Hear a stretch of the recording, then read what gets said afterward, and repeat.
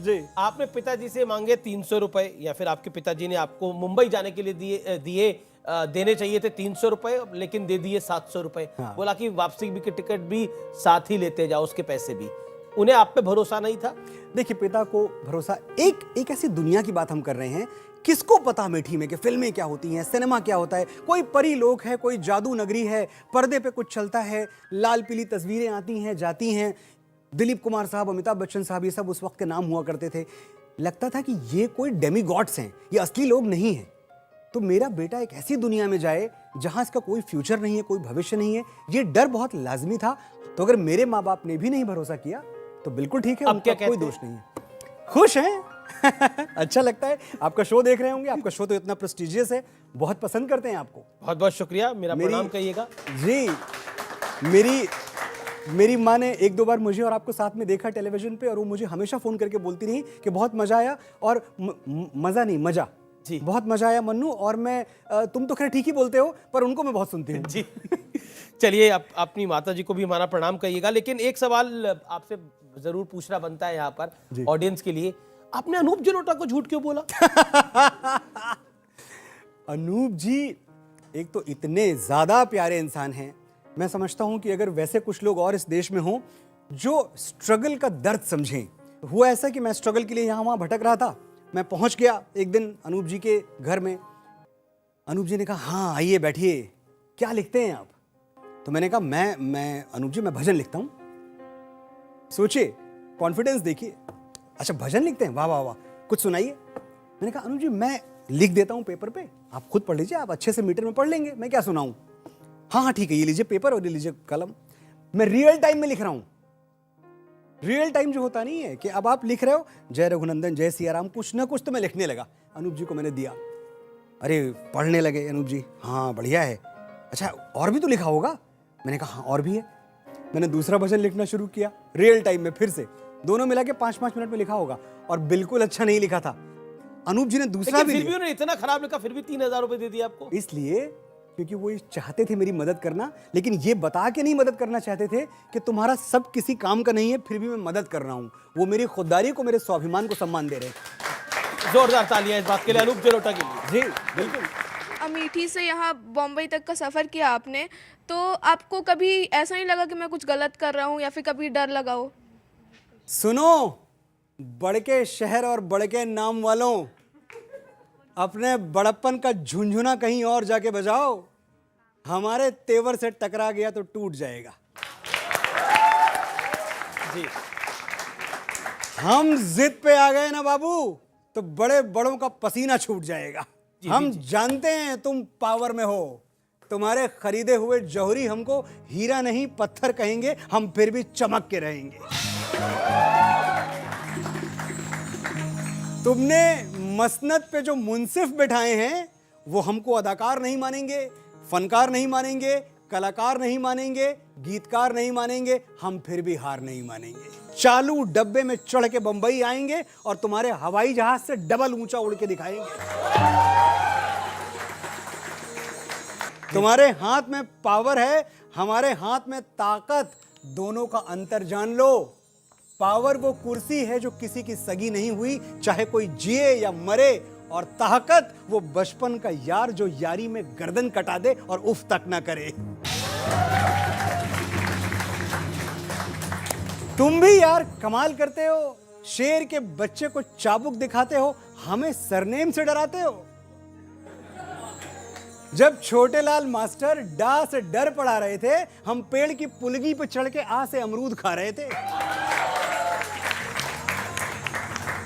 उस क्लास में नहीं बैठे जहां डर का डिक्टेशन बोला गया, वो पानी नहीं पिया जिसमें छोटे बड़े का जहर घोला गया, और बाप के कंधे पे बंदूक रख के तो हमने चिड़िया तक नहीं मारी। बहुत सुन लिया तुमसे, हमारा बाप ये, हमारा बाप वो। आज हम तुमको अपना शजरा दिखाएंगे, गिनो। आज हम अपने बाप दादा परदादा सबका नाम गिनवाएंगे। पहले दद्दा का नाम नोट करो। रणबीर चौकड़ी चेतक वाले बौरा गए तो जिले इलाही का खून ठंडा कर दिए, घास की रोटी खा के मुगलिया सल्तनत को डंडा कर दिए। बड़के भैया हमारे 14 साल जंगल जंगल जोगी की सवारी फिरती रही और सिंहासन पे उनकी खड़ाऊं राज करती रही। एक कक्कू भी थे हमारे, फूटी आंख से करतब दिखा दिए थे, शब्द भेदी मार के गौरी को गुल्लैया बना दिए थे। और बाबा हमारे बड़के, एक पगलेट राजा ने चुटिया खोल दी तो वैसा भड़के के गेम ऑफ थ्रोन्स खेल दिए, पूरा का पूरा मगध अकेले ठेल दिए। 4 काफी हैं कि और गिनवाएं। नोट करते करते तुम्हारी स्याही खत्म हो जाएगी, हमारे बाप दादा की मचाई हुई तबाही खत्म नहीं होगी। तो बॉटम लाइन बोल दे रहे, नोट कर लो। तुम अपनी खोपड़ी के पीछे वो चमकने वाला गोला लगवा लो, हम फिर भी तुमको अवतार नहीं मानेंगे। तुम्हारे नाम का कलमा नहीं पढ़ेंगे, तुमको परवरदिगार नहीं मानेंगे। तुम वंशवाद की जमीन खोद के हमें गाड़ दोगे तो हम बगावत का बीज बन के फूटेंगे, पर तुमसे हार नहीं मानेंगे। बहुत शानदार, बहुत शानदार। चलिए अब देखिए, अब तो आपकी जर्नी की बात हो गई, लेकिन अब आप पर आरोपों की बात होगी जी। आरोप नंबर 1 ये है कि आप इतिहास को एक तरफा देखना चाहते हैं, जिसमें महाराणा प्रताप की तो बात हो, हिंदू राजाओं की तो बात हो, लेकिन मुगलों की बात ना हो। जो लोग भुला देते हैं इतिहास को अपने, उन लोगों का भूगोल भी बाकी नहीं रहता। आप सभ्यताएं उठा के देख लीजिए, जहां लोगों ने इतिहास पढ़ना छोड़ दिया, इतिहास से सीखना छोड़ दिया और सच्चे इतिहास से मुंह मोड़ लिया, वो कल्चर्स, वो सिविलाइजेशंस नष्ट हो गई। हमें बार बार बताया जाता है, पढ़ाया जाता है, गांधी को किसने मारा, गांधी को किसने मारा। बिल्कुल आप बताइए कि गांधी को किसने मारा, लेकिन गुरु तेग बहादुर साहिब के बेटे को किसने मारा, ये कब बताओगे आप? ये आप इतिहास में क्यों नहीं लिखते?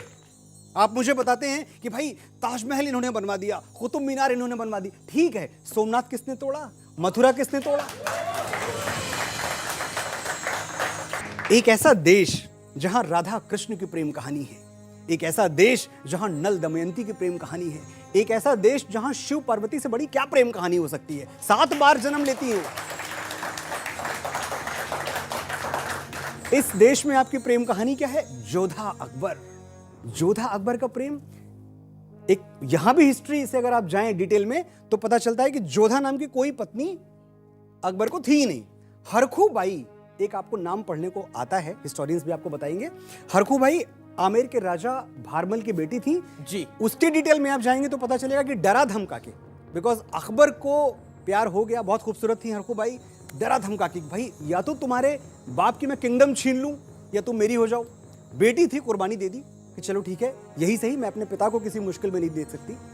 तीसरी पत्नी थी वो, फिर भी मैंने मान लिया कि चलो ठीक है, प्यार तीसरी बार हो गया, कोई बात नहीं, तीसरी बार हो गया, अब आपका प्यार सेटल हो गया ना, अब तो आपको मिल गई आपकी जोधा। उसी साल दूसरी शादी की है, अगले साल एक और शादी की है, उसके अगले साल एक और शादी की, 32 शादियां की हैं। इनके बाद हरखू बाई जोधा के बाद उन्होंने 32 और शादियां की हैं। मरते मरते 35 ब्याह किए हैं उसने। जो हरम में 6000 औरतें थी उनका मैं जिक्र नहीं कर रहा अभी। तो ये इस प्रेम कहानी को आप सेलिब्रेट करते हैं। अगर आप इस प्रेम कहानी को सेलिब्रेट करते हैं, इस तरह का इतिहास बनाएंगे तो बताएंगे तो तकलीफ तो होगी, होनी चाहिए तकलीफ, जिनको होनी चाहिए, मैं उनकी तकलीफ के लिए बोल रहा हूं। आप ये देखते हैं, मैं समझता हूं प्यार क्या है। मेरे लिए प्यार वो है जो राजा रतन सिंह से महारानी पद्मावती ने किया, उसे मैं प्रेम समझता हूं। जलती हुई चिता में कूद गई, अलाउद्दीन खिलजी को अपने आंचल का एक तार नहीं छूने दिया, इसे कहते हैं प्रेम। मुझसे पूछेंगे प्रेम क्या है? प्रेम वो है जो भगवान श्री राम ने अपनी प्राण प्रिय पत्नी सीता से किया, समुद्र के सीने पे पुल बांध दिया। दुनिया के सबसे बड़े अत्याचारी से, सबसे बड़े आतताई से भालुओं और वानरों की सेना लेके लड़ गए, अपनी पत्नी के प्राण बचाने थे, अपनी पत्नी को छुड़ाना था। यह प्रेम हुआ। और अभी भी लग रहा है कि भाई आप तो बड़ी दूर की बात कर रहे हो, तो मैं नजदीक की बात कर लेता हूं। प्यार वो है जो दशरथ मांझी ने अपनी पत्नी से किया था, छेनी हथौड़ी लेके पहाड़ काट डाला। ये प्यार है। आप किस झूठ पे जीने के लिए मुझे मजबूर कर रहे हैं? ग्लोरीफाइड डकैत क्यों कहते हैं आप इनको, मुगलों को? ग्लोरीफाइड डकैत, ये नई टर्म दे दिया आपने। ये क्यों आए थे? चलिए आज हम एक बात समझते हैं। ये आपके यहाँ ताजमहल बनवाने आए थे? क्यों आए थे आपके यहाँ, मैं जानना चाहता हूँ ऑडियंस के लिए लूट भाई। आए थे। हाँ तो ऑडियंस देख लिए, ऑडियंस बोल रही है। अगर आप इतने कहते हैं भाई, आपके पास तो ना ये आर्किटेक्चर होता, ना आपके पास म्यूजिक होता, कुछ होता ही नहीं अगर आपके पास ये मुगल्स ना आ गए होते, अगर ये खिलजी ना आ गए होते। मुझे इतनी हंसी आती है, म्यूजिक का जो पहला शास्त्र है सामवेद, वो हमने लिखा है और म्यूजिक तुमने हमको सिखाया। 7,500 वर्ष पहले ऋषि वाल्मीकि ने रामायण लिख दी और आप हमको म्यूजिक सिखाएंगे, हमको कविता सिखाएंगे। कालिदास ने 2,500 साल पहले मेघदूत लिख दिया, तुम हमको शायरी सिखाओगे। जब तक हम अलिफ बे में ना लिख दें तब तक हम पोएट नहीं हुए, तब तक हम कवि नहीं हुए। ये तरीका गलत है ना। मुझे आपके वजूद से कोई प्रॉब्लम नहीं है, लेकिन आप जब मुझे ये सब बताना शुरू करेंगे तो मुझे एतराज होगा। जब आपसे पूछा जाए कि आप कौन हैं तो आपको कहना चाहिए कि देखो हमारी ओर, पहचानो हमें, हम वही हैं जो बाण भेद के धरती से धारा निकाल दिया करते हैं।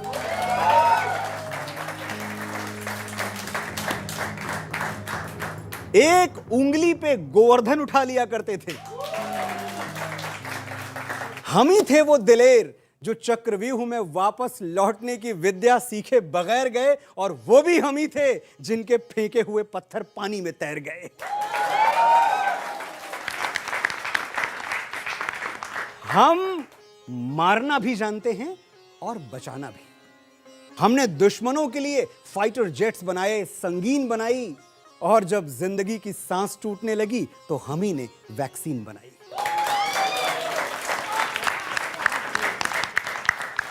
और लिख दिया उस वैक्सीन पे। कभी आप वैक्सीन का पर्चा लगवाने के बाद ध्यान से पढ़िएगा क्या लिखा हुआ है।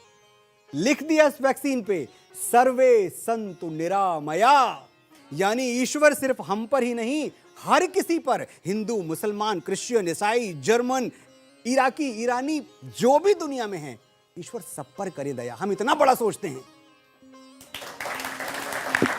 हम जाबाज हैं, जियाले हैं, आंधियों से खेले हैं, बिजलियों के पाले हैं। हम शांति का सवेरा हैं, मानवता के उजाले हैं। पहचानो हमें, हम भारत वाले हैं। बहुत